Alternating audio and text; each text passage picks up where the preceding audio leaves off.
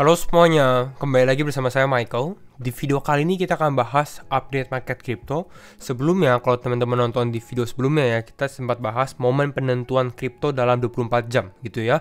Dan ini sudah 24 jam, kita akan lihat kira-kira bagaimana keadaan market dan apa yang terjadi gitu ya. Kita bisa lihat untuk sekarang market crypto ini mengalami penurunan sekitar 2,7%. Jadi belum bisa kita katakan dump gitu ya, tapi ini hanya koreksi 2,7%. Nanti kita lihat tentang berita tentang inflasi dan lain-lainnya juga untuk dampak terhadap market crypto gitu. Jadi kalau misalnya teman-teman suka analisa dan update market crypto seperti ini, jangan lupa untuk share videonya, like ataupun subscribe. Kita akan langsung masuk aja ke dalam videonya. Kita update dulu, kita lihat Bitcoin mengalami penurunan, tapi penurunannya sebenarnya tidak terlalu signifikan ya. Ini sekitar 1,9%. Bitcoin berada di sekitar level 29.600. Begitu pula untuk Ethereum mungkin lumayan ya, sekitar 3%, 2,8% penurunannya, berada di level 1743. Dan beberapa altcoin juga mengalami penurunan, bisa kita lihat ya. Kalau selama 24 jam terakhir bagaimana, rata-rata mengalami penurunan. Kita bisa lihat hanya Bitcoin SV atau BSV yang mengalami kenaikan, sisanya rata-rata Binance dan juga Leo ya. Tapi rata-rata altcoin mengalami penurunan, bisa kita lihat seperti ini, Elrond, Algorand, AAV, Cardano, Waves, dan lain-lainnya. Jadi dari sini kita bisa lihat seperti itu.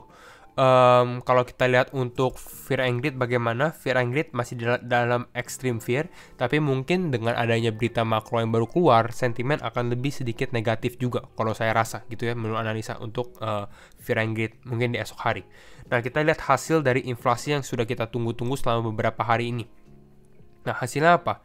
Nah, kita bisa lihat dari sini US Consumer Price Index atau CPI gitu ya, ini year on year, di mana awalnya sempat kita bahas ya, bahwa forecast-nya itu adalah sekitar 8,3%.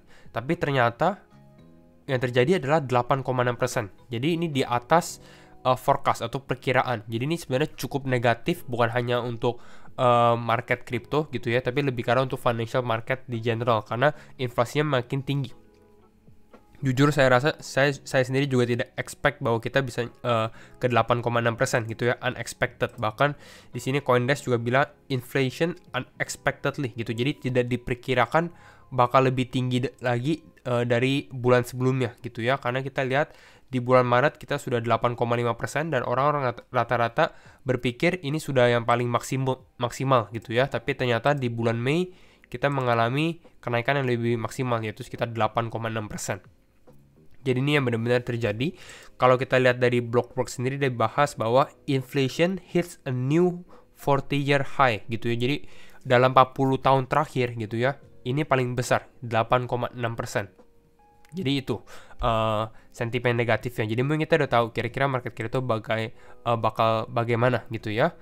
Ditambah ini grafik yang sempat kita bahas juga di video sebelumnya tentang grafik miners gitu ya, dari hash price-nya dia, dari hash ribbon-nya gitu ya, dari ini ribbon compression-nya, lalu kita lihat juga dari sini untuk miner net position. Jadi ini perbandingan untuk miner, karena kita tahu Bitcoin itu kan harus di mining gitu ya, karena menggunakan proof of work. Jadi orang-orang yang mining Bitcoin, mereka membutuhkan cost, mereka membutuhkan biaya gitu ya. Jadi biasanya biayanya hasil dari mereka mining, beberapa Bitcoinnya akan dijual gitu ya, untuk menutupi biaya-biaya mining. Tapi sekarang nih dari Will Clemente, dia bilang bahwa miner margins have been getting compressed a bit lately with the following mix ya, hash rate up, difficulty up, and Bitcoin price down, karena harga Bitcoinnya turun. Jadi kalau kita bandingkan biaya dengan revenue-nya mereka atau profitnya mereka, ya bisa dibilang kurang gitu ya. Dan ini menurut beberapa analis, ini mungkin yang akan membuat further decline lagi, atau Bitcoin bisa mengalami penurunan lagi, karena miner mau tidak mau harus menjual posisi Bitcoinnya mereka. Kira-kira seperti itu analisanya ya. Jadi ini untuk miner. Kita akan lihat untuk teknikalnya bagaimana gitu ya. Di sini kita bisa lihat analisa teknikalnya. Sebelumnya kita bisa lihat memang Bitcoin ini berada di level resistance gitu ya. Kalau kita lihat di dalam 4 jam terakhir kita update ya. Mungkin kalau teman-teman perhatikan di time frame 1 jam lebih kelihatan jelas gitu ya. Ini kita tunggu dulu. Nah ya, kita bisa lihat dari sini. Dimana ini dia sempat ke reject di sini ya. Lalu ada rejection di atas ini. Terus sempat ke-reject beberapa kali gitu ya di sini. Jadi ini yang terjadi oleh Bitcoin. Namun kalau kita perhatikan, mungkin kita lihat kembali ke time frame 4 jam gitu ya. Kalau kita perhatikan, Bitcoin ini untuk sekarang berada di level supportnya dia. Sempat menemukan bottom di sekitar level supportnya dia, yaitu di level 29.200 ya. Ini kita kasih 29.200. Nah, pertanyaannya adalah apakah level 29.200 ini adalah support yang kuat, dan apakah mulai dari sekarang Bitcoin ini bisa mengalami kenaikan langsung gitu ya, karena kita sudah mengalami penurunan sekitar 2,7%. Kalau kita lihat dari time frame 4 jam ya, kita bisa lihat level 29.200 secara short term ya. Kalau kita lihat dari awal Juni, dari 2 Juni ini sudah dites oleh Bitcoin 4 kali gitu ya, 1, 2, 3, 4 gitu ya. Ini yang udah terjadi atau dites 4 kali. Dan biasanya kalau support dites terus menerus gitu ya, udah kena sekali, kena 2 kali, 3 kali, 4 kali, mau tidak mau lama-kelamaan mereka harus breakdown gitu ya, harus breakdown. Hampir sama kalau misalnya kita membalikkan chartnya gitu ya, menjadi perspektif yang lain gitu. Kalau kita dari sini misalnya ini menjadi resisten gitu ya, dia mau breakout tapi nggak bisa lagi. Mungkin percobaan berikutnya bisa mengalami breakout gitu ya. Ini kalau kita balik chartnya Bitcoin, kira-kira seperti itu. Kita kembali lagi untuk di sini. Nah, jadi untuk sekarang sebenarnya kalau menurut analisa saya, kembali lagi disclaimer on and do your own research ya semuanya. Mungkin bisa dibilang belum tentu berakhir koreksi yang sekarang kita alami gitu ya. Bisa jadi atau kemungkinan besarnya kita bisa mengalami koreksi lanjutan gitu ya. Hampir sama seperti yang kita sudah bahas. Mungkin support Bitcoin berikutnya itu berada di level 28.500, yaitu di level ini gitu ya, di bawah level 28.500. Tapi perhatikan juga ya, ini yang kita bilang level 28.500 ini sudah dites berapa kali oleh Bitcoin gitu ya. Ini kita dari sini sudah dites sekali, 2 kali, 3 kali, 4 kali, 5 kali. Jadi udah dites berkali-kali juga.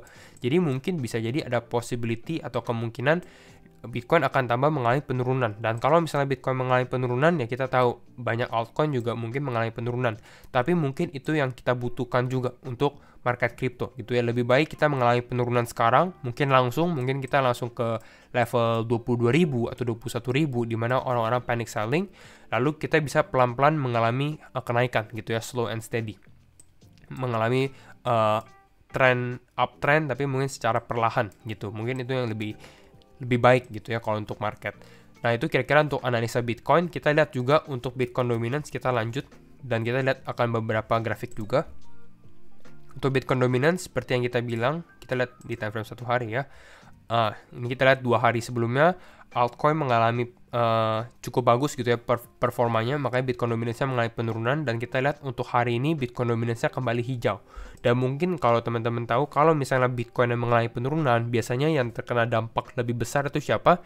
Itu altcoin, dan itu mungkin akan membuat Bitcoin dominance makin lama makin naik juga. Jadi harus perhatikan hal itu gitu ya. Jadi ini untuk Bitcoin dominance ya. Kita lihat juga untuk USDT dominance. Berapa banyak sih USDT, dominasi USDT di dalam market crypto? Kita lihat untuk sekarang, USDT sebenarnya ini masih cukup lagi sideways gitu ya. Ini berada di kisaran level, kita coba lihat dari sini, 6% ya, sekitar 6,6% sampai sekitar 5,8%. Jadi dia sideways berada di level ini. Yang sebelumnya sebenarnya USDT ini mengalami kenaikan dari resistennya dia di sekitar 4,78%. Ya sebenarnya hal yang bagus adalah untuk USDT dominance ya tetap berada di area ini gitu ya.